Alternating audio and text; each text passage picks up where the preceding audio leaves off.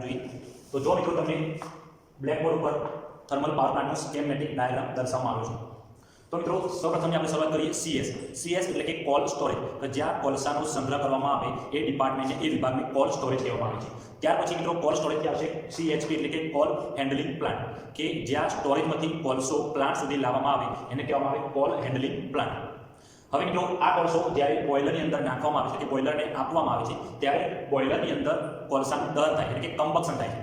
મિત્રો કોલસાની સાથે સાથે પાણી એટલે કે વોટર પણ બોઇલરની અંદર એન્ટર કરાવવામાં આવે છે તો એ દરમિયાન જ્યારે કોલસાનું દહન થાય એટલે કે કમ્બક્શન થાય તો એમાં ગરમી ઉત્પન્ન થાય છે આ ગરમીના કારણે આપણું જે અંદર બોઇલરનું જે પાણી હોય એ પાણી પણ ગરમ થાય છે આ ગરમ પાણીનું વરાળમાં રૂપાંતર થાય છે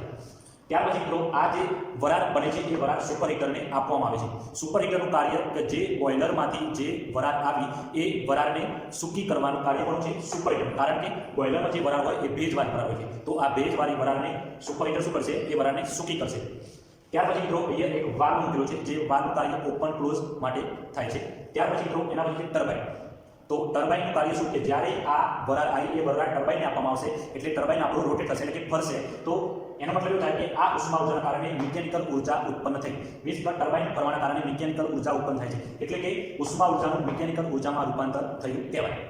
ત્યાર પછી મિત્રો શાફ્ટ દ્વારા જનરેટર ગોઠવેલું છે તો મિકેનિકલ ઉર્જાનું ઇલેક્ટ્રિકલ ઉર્જામાં રૂપાંતર થશે હવે જ્યારે આ જનરેટર દ્વારા જે ઇલેક્ટ્રિસિટી ઉત્પન્ન થઈ એટલે કે વીજળી ઉત્પન્ન થઈ એ ત્યાર પછી આપવામાં આવશે ટ્રાન્સફોર્મર તો ટ્રાન્સફોર્મરનું કાર્ય શું હોય છે વોલ્ટેજને સ્ટેપ અપ કે સ્ટેપ ડાઉન કરવાનું એના પછી છે એક આઇસોલેટર તો આઇસોલેટર એક વન ટાઈપ ઓફ સ્વિચ છે જે ઓપન ક્લોઝ માટે ઉપયોગમાં લેવામાં આવે છે અને નોર્મલ કન્ડિશનમાં આઇસોલેટર એ ઓપન હોય છે એના પછી છે સર્કિટ બ્રેકર તો સર્કિટ બ્રેકરનું કાર્ય જ્યારે કોઈ લાઇનમાં ફોલ્ટ થાય અથવા લાઇનમાં કોઈ અનબેલેન્સિસ સર્જાય તો એ લાઇનને ડિસ્કનેક્ટ કરવા માટે સર્કિટ બ્રેકરનો ઉપયોગ કરવામાં આવે છે ત્યાર પછી આઇસોલેટર મૂકેલું છે અને એના પછી બસબાર મૂકેલી છે જે busbar A one type of એક જે વાયર કહેવાય કે જે આપણે પાવર ટ્રાન્સમિટ કરાવી છીએ એના પછી મિત્રો જ્યારે આ ટર્બાઇનમાંથી જે ગરમ વરાળ આવી એ ગરમ વરાળ આપવામાં આવશે કન્ડેન્સરની અંદર કન્ડેન્સરનું કાર્ય શું હોય છે કે આ ગરમ વરાળને ઠંડી પાડવાનું કાર્ય પણ હોય છે કન્ડેન્સર તો કન્ડેન્સરમાં આપણી વરાળ ઠંડી પડશે પરંતુ જ્યારે આ ગરમ વરાળ કન્ડેન્સરમાં આવશે ત્યારે કન્ડેન્સર પણ પોતે પણ ગરમ થશે તો કન્ડેન્સરને ઠંડુ પાડવા માટે નીચે નદીમાંથી પંપ દ્વારા પાણીને ખેંચીને એ કન્ડેન્સરમાં પસાર કરવામાં આવે છે આ કન્ડેન્સરમાં જે વરાળ હોય એની ગરમીને ખેંચીને જે વધારાનું પાણી હોય પાછું નદીની અંદર ઠાલવી દેવામાં આવે છે હવે કહેવાય છે કે સીટી એટલે કે કુલિંગ ટાવર ધારો કે નદીમાં જો પૂરતા પ્રમાણમાં પાણી ના હોય તો કુલિંગ ટાવરનો ઉપયોગ કરીને આ કન્ડેન્સરને એટલે કે જે વરાળ આપણે કન્ડેન્સરમાં આવી કન્ડેન્સરની અંદર જે વરાળ હોય એને ઠંડી પાડવામાં આવે છે ત્યાર પછી મિત્રો એ છે WTP એટલે કે વોટર ટ્રીટમેન્ટ પ્લાન્ટ તો નદીમાંથી જ્યારે પાણી શુદ્ધિકરણ કરીએ છીએ એ દરમિયાન અને આ જે કન્ડેન્સરમાંથી જે ઠંડી વરાળ આવે એ કન્ડેન્સર એક્સટ્રેક્શન પંપ દ્વારા ખેંચીને પાણી પ્લસ આ જે વરાળ એ બંનેનું મિશ્રણ કરીને સીધી બોઇલરની અંદર આપવામાં આવે છે ત્યાર પછી ફીડ વોટર હીટર કે જ્યારે આ જે વરાળ આવી એ વરાળમાંથી જે વધેલી ગરમીનો ઉપયોગ કરીને ફીડ વોટર હીટર દ્વારા ઇકોનોમાઇઝરમાં એ ગરમીનો ઉપયોગ કરીને બોઇલરની અંદર આપવામાં આવે છે જેના કારણે કોલસાનું દહન થોડું ફાસ્ટ થાય ત્યાર પછી મિત્રો છે એર પ્રિટર તો એર પ્રિટરનું કાર્ય શું છે કે જે આ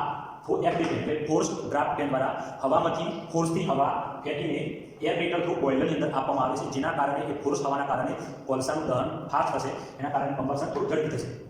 ત્યાર પછી મિત્રો એ છે ESP એટલે કે ઇલેક્ટ્રોસ્ટેટિક પ્રેસિપિટેટર તો ESPનું કાર્ય શું છે જ્યારે એર પ્રિટરમાંથી જે વરાળ આવી તો એ ધુમાડો અથવા વરાળમાં જે રજકણો હોય એ રજકણો શોષી લેવાનું કાર્ય હોય છે ESPનું ત્યાર પછી મિત્રો એ જે વધારાનો ધુમાડો હોય એ આઈડીપી એટલે કે ઇન્ડ્યુસ્ડ ડ્રાફ્ટ ફેન દ્વારા ચીમની થ્રુ ડાયરેક્ટ હવાની અંદર બહાર મોકલી દેવામાં આવે છે